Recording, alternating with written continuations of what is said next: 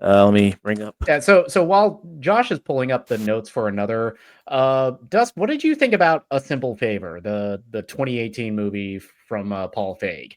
Um. This is a sequel for the 2018 one that starred Anna Kendrick, and it's once again her and the same one. I feel like I could understand why the first one was kind of a small hit. Mhm. Came out at the right time. It had a reasonable small budget, all things considered. Paul Feig. It was kind of one of the movies after the whole Ghostbusters 2016 movie. So it was a Mhm. 2-year hiatus after that. I forget he had done a movie after that, but I can't remember which one. Spy? Yeah, I forget about that No, one. I think a no, lot of people do. no. Spy was 2015. Then it was Ghostbusters, and And then it Ghostbusters. was A Simple Favor. Okay, yeah, Oh, that's what I thought. So yeah, there's a 2-year break, and then we had that one, and I think it worked for what it was trying to be, which was kind of a kishy, kind of making fun of these like Gone I don't know, Girl, like erotic yeah, kind of like thriller. Yeah, it was making fun of the genre in which it was being Mhm. in and trying to. With this one, the sequel, I feel like they lost the plot and they went, "Oh wait, no, we're just gonna double down on a hey, we kind of had fun with this. We're making fun of this going." And Paul Feig just went, "Oh, people actually like that. Well, let me get stupider with it, even stupider with it, and just make it ridiculous." And he falls. Unfortunately, Paul Feig falls into the trap of someone described it best. Paul Feig is like a high school teacher who is in drama theater, and he doesn't tell the people in class to stop. He just tells them, keep going, no, keep going, and we'll just cut and we'll do whatever. We'll do 25 different takes. We'll roll for 4 hours, and then eventually we'll just snip the best stuff. And that's kind of what it felt. It's okay. The actresses and the actors are doing the best they can with subpar material, and it's very, very much a kishy movie. But where the first one was it was almost kind of like a wink and a nod to the audience, like, we know this is stupid, we know this is kind of contrived, but it was done well enough that you could still take it semi-seriously and it was having fun with itself. This one just went, yeah, we know it's stupid. Want to go on vacation? And I was just like, okay, So what yeah. is this one about? What's happening? Oh, okay. Yeah, so 5 years after the event of the first film, you have Stephanie Smothers, who's played by Anna Kendrick. She's now a true crime writer, blogger, and an amateur detective. She wrote a book about her friendship with Emily in the first film.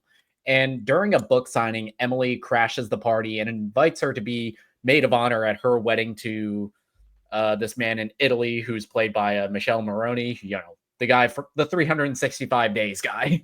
Oh, Yep. And wackiness ensues. And I'm kind of echoing a lot of the points with Dusk here, where the first movie there was a sincerity in, and that's kind of what made it charming. Is that the movie was self-aware enough that yes, this is ridiculous, but we are still going to treat it like a serious mystery. It is essentially Gone Girl light. Yeah. Well, follow the beats Mhm. like you would a trashy murder mystery novel you read just before you get on the plane or on the plane. That's a dime a dozen. But I'm going to put some craft in here and I'm going to have people act, and we're going to take death seriously, even though there's a tongue-in-cheek winking to the audience. We never break character. Mhm.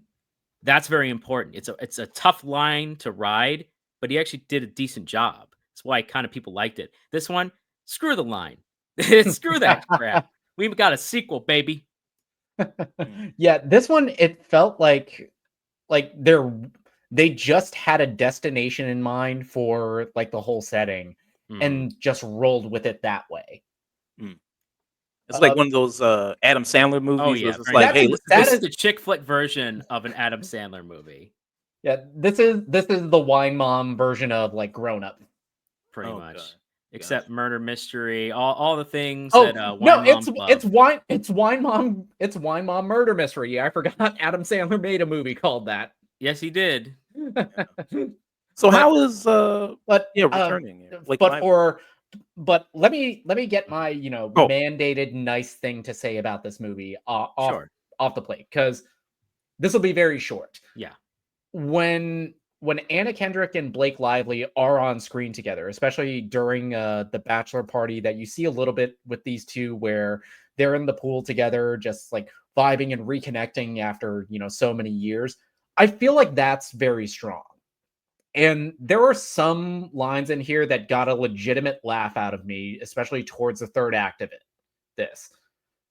But the movie plays everything like it is a sketch comedy to a degree of absurdity that just wasn't there in the first movie. And I feel like this loses a lot of the charm of what made that first one work because of it.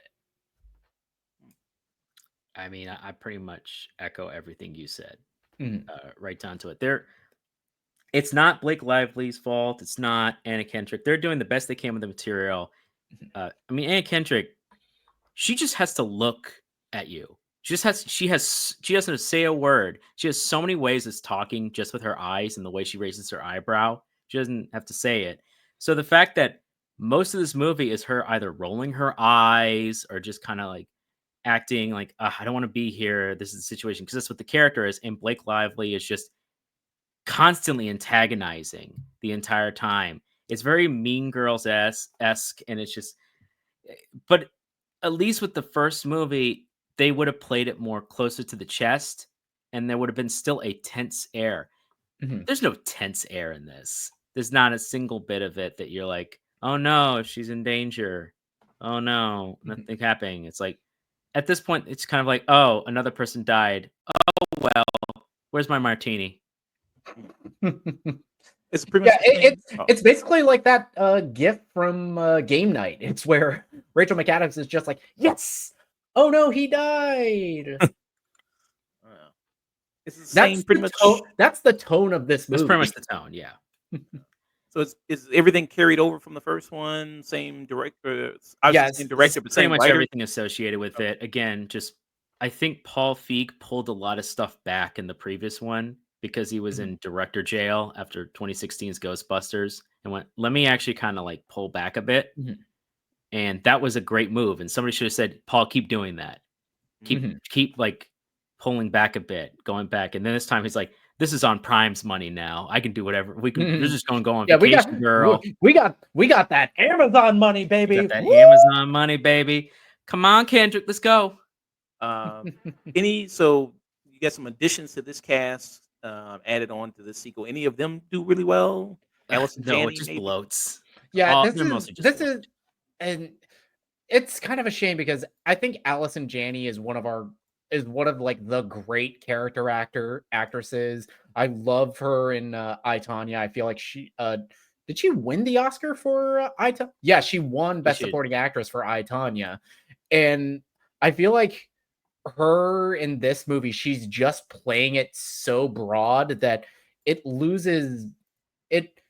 It feels like she is in a completely different movie the way she is playing it. So ridiculously over the top, but not in a way that she feels like the character version from the first movie, but where in the first movie that absurdity would have been looked at as like everyone else kind of looking at like, God, she really needs to get that drinking problem solved. Like she really needs to get on that. And in this, they just use her as comic relief, and it's like, oh, isn't she just over the top? Isn't isn't she a gas? Yeah, exactly. And it's just like, oh, it's just another murder, and I'm like, yeah, it's not great.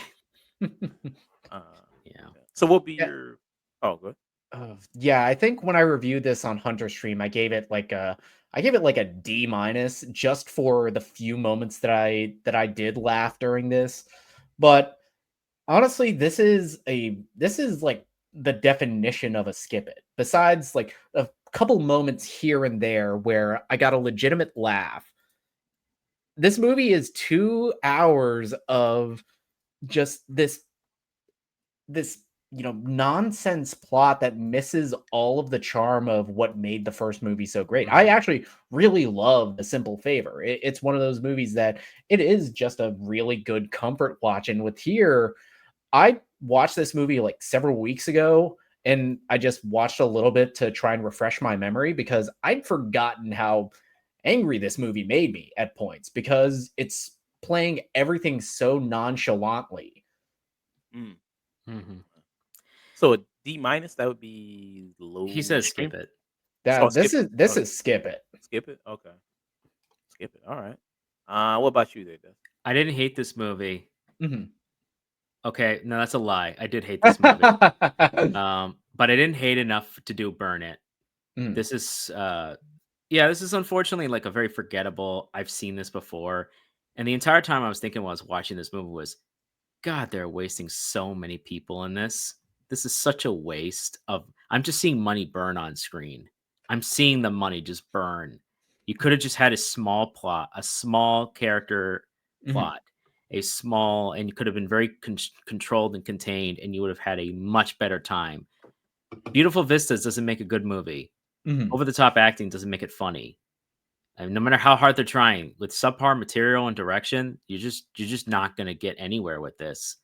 And yeah, this is just a skip it. There's so much better out there. Hell, if Mhm. you want to see that, just watch the original again. Not even the biggest fan of that, but go watch that again. At least it had something. It had Mhm. something. Okay. All right. So 2 skip it's there Yeah. for Another Simple Favor. Streaming on Amazon Prime right now.